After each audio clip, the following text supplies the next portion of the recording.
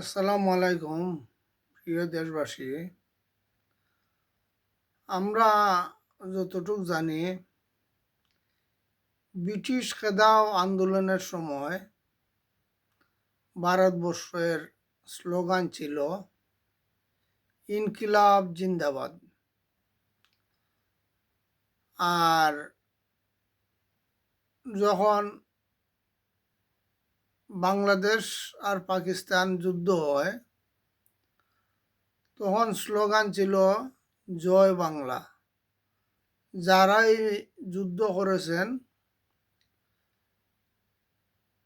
সবাই কিন্তু বলতেন জয় বাংলায়। জয় বাংলাই মুক্তিযুদ্ধের মন্ত্র।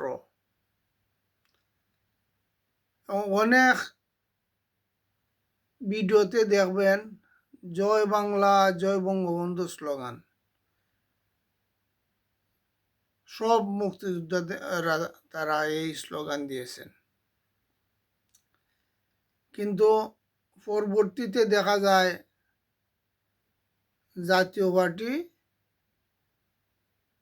জিন্দাবাদ স্লোগান দেয়, বিএনপি জিন্দাবাদ স্লোগান দেয়। এখানে তো আমরা জাতিগতভাবে বিভক্ত হয়ে গেছি। তো এখন যখন এনসিপি তারা ইনকিলাব জিন্দাবাদ স্লোগান দেয়, এতে আপত্তি কেন? আমরা দেখলাম টুকু সাহেব, বোধহয় তিনি জ্বালানি মন্ত্রী, তিনি এই স্লোগানের আপত্তি এনেছেন। তাইলে তারা যে জিন্দাবাদ বলেন, এই বিষয়ে আশা করি তারা ব্যাখ্যা দিবেন।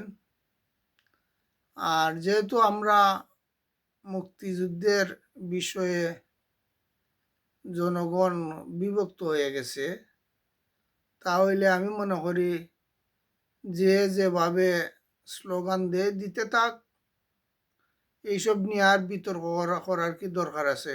ধন্যবাদ।